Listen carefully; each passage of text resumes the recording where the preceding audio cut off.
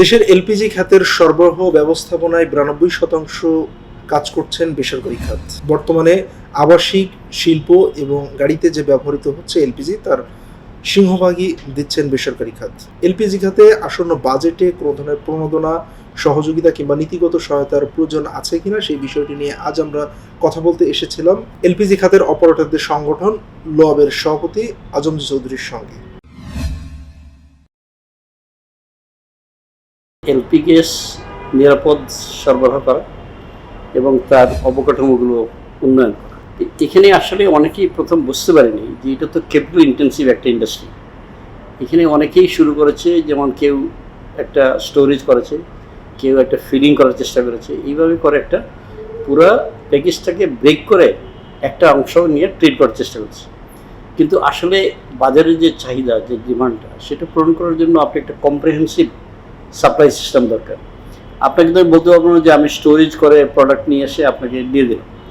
I have to demonstrate that আমার logistic আছে, আমার সাপ্লাই চেনে প্রোডাক্ট আছে, আমার ফিলিং আছে, আমার ডিস্ট্রিবিউশন সেন্টার আছে, দেন আই এম সাপ্লাই। এইটা শুরু থেকে আমাদের একটু, যা বাংলাদেশে হয় সবসময় একটা চাহিদা ছিল, সবাই মনে করেছে এই ব্যবসাটা লাভজনক হবে, তো সেইভাবে এটা গড়ে ওঠে। সেকেন্ড যেটা হলো যে এই সব ধরনের জ্বালানি একটা নিরাপত্তা একটা বিষয় আছে, সেটা আপনার প্রাকৃতিক গ্যাস হোক, এলপি গ্যাস হোক বা অন্যান্য পেট্রোলিয়াম প্রোডাক্টস আমরা বলি, ডিজেল, কেরোসিন, জেট, প্রত্যেকটা নিরাপদ একটা ব্যবস্থাপনা দরকার। এই নিরাপদ ব্যবস্থাপনা আমাদের এখানে গড়ে ওঠেনি এখন। সেখানে যেমন যে সমস্ত এলপিজি করার পরে সবাই একটা নিরাপত্তা ব্যবস্থা নিয়েছে, তার লেভেলে এটা করেছে, কিন্তু ডিস্ট্রিবিউটার্স লেভেলে বা ডিলার্স লেভেলে এবং যারা গ্রাহক যারা আছে তারাও এটা নিয়ে ব্যবহার করছে, কিন্তু একটা কমোডিটির মতো। সবাই একটা সিলিন্ডার কিনে নিয়ে যাচ্ছে, সিলিন্ডার নিয়ে কীভাবে আপনাকে বসাতে হবে, তারপরে শেষ হলে কী করতে হবে, হাউ টু স্টার্ট ইট, এই জিনিসগুলো কিন্তু অনেকেই জানেন। এইটার যতক্ষণ পর্যন্ত না হবে এই বাজার প্রসারটা একটা কষ্টকর হবে।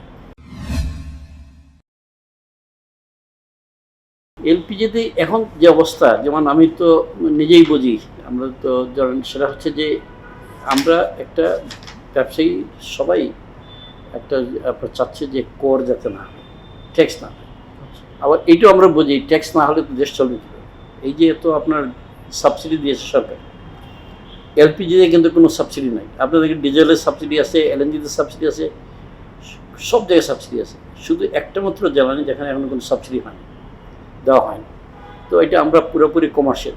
এখন সবাই যে বলছে এলপিজির দাম বেশি, কারণ এলপিজিতে সাবসিডি নেই।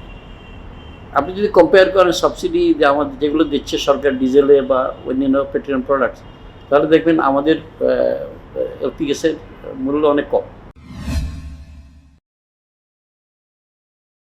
আমরা আপনার এরকম একটা খুব ভালো প্রোগ্রাম নিয়েছি। একটা হচ্ছে ন্যাশনাল লেভেল একটা সেফটি কনফারেন্স হবে।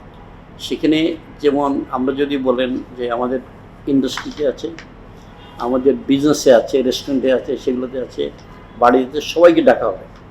ডেকে আমরা এই 2 দিন ব্যাপী একটা কনফারেন্স করব, যাতে করে আমরা, it will be kind of like workshop, যদিও কনফারেন্স, বাট আমরা সব ধরনের নিরাপত্তাজনক টুলস ব্যবহার করব এবং বোঝাবো। আরেকটা জিনিস আমরা যেটা করতে যাচ্ছি, প্রত্যেক অপারেটর একটা ম্যান্ডেটরি সেফটি বুক দিতে হবে, এবং সেই সেফটি বুকটা এটা যেমন প্রত্যেকের যে ডিলার বা ডিস্ট্রিবিউটর যারা আছে তাদের বাধ্য করতে হবে যে প্রত্যেক ইউজারকে একটা বই দেওয়ার জন্য কী নিরাপত্তামূলক ব্যবস্থা নেওয়া হবে, এবং ওই ডিলারের যে লোক যারা কাজ করে তাদেরকে ট্রেন আপ করবে, তারা যাতে করে ইনস্টলেশন ঠিক মতো করে।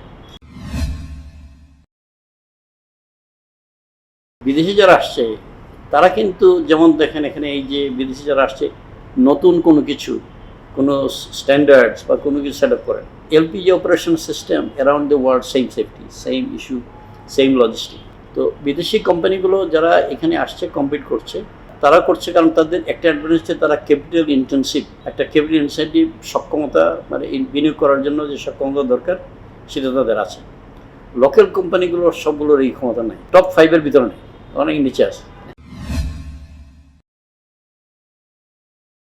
সরকার কোনো পাইপলাইন দিচ্ছে না। এটা যদি কেউ বলে থাকে এটা একটা ঠিক না, সঠিক না।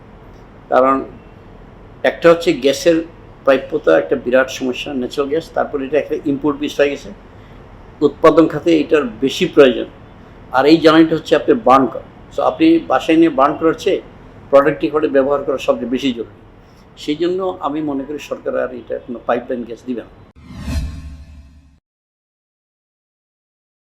আগে যেখানে করার কথা ছিল, এখানে একটা ব্যাকগ্রাউন্ড আছে, সেটা হলো যে জাপানিজ গভর্নমেন্ট বাংলাদেশকে বলেছিল যে আমরা $3.5 বিলিয়ন বা $4.5 বিলিয়ন আমরা তোমাদেরকে দিব, কিন্তু এখানে 3টা প্রজেক্ট হয় এই চ্যানেলে। একটা হলো গিয়ে আপনার অলরেডি আপনার কোল প্রজেক্ট, একটা হচ্ছে যে এলএনজি ল্যান্ড বেসড। এখন তো এখানে এফএসআর যেগুলো আছে সেগুলো 4 মাস তো চলেই না, যেহেতু মনসুন ওই সময় অপারেট করতে পারে না। তারপরে যে আপনার ট্যাঙ্কারগুলো আছে যেগুলো গ্যাস ক্যারি করে, এগুলোকে ড্রাই ডকিং লাগে। তো এভারেজ যদি আপনি টাইম ল্যাপস ধরেন তাহলে অলমোস্ট 4-5 মাস কিন্তু অপারেট করে না, কিন্তু আমাদের এইটার ক্যাপাসিটি চার্জ দিতে হয়, whether you take it or not, এটা তো যে সিস্টেম ইজ লাইক দিস। সেই জায়গায় এলএনজি ল্যান্ড বেসড এলএনজি হলে ওই ধরনের কোনো সমস্যা হচ্ছে না। একটা ফিক্সড জেডিতে এলএনজি জাহাজ লাগবে, ওখানে ডিসচার্জ করবে। থার্ড প্রজেক্টটি ছিল এলপি গ্যাস। তো এইগুলো নিয়ে সরকার যখন করার চিন্তা ভাবনা করছিল, এক পর্যায়ে অনেক আগ্রহ ছিল, অনেক আগে ছিল কাজকর্ম, কিন্তু একসময় গিয়ে দেখা গেল যে ওই এইটটা যে 3.5 বিলিয়ন বা 4.5 বিলিয়ন এটা আসে, ওটা বন্ধ হয়ে গেছে। তো এখানে শুধুমাত্র এই পাওয়ার প্রজেক্ট একটাই প্রজেক্ট হয়েছে, কোল ফায়ার্ড আলট্রা লাইট, যেটা ওইটা অ্যাক্টিভ হয়েছে, আর বাকিগুলো সরকার অ্যাবান্ডন করেছে, এবং বাকি যে প্রজেক্ট কোনটাই আর অগ্রগতি হয়নি। তবে এটা প্রাইভেট সেক্টর ডেভেলপ করা যাবে, এটা সরকারের জন্য ওয়েট করতে পারে। আপনি দেখেন আমাদের 98% গ্যাস কিন্তু প্রাইভেট সেক্টর দিচ্ছে, এবং আমরাও নিজেরাও কাজ করছি অলরেডি যে এই ধরনের ডিপসি একটা টার্মিনাল অবশ্যই লাগবে। এটা ছাড়া তো আপনি গ্যাস সরবরাহ করতে পারেন না।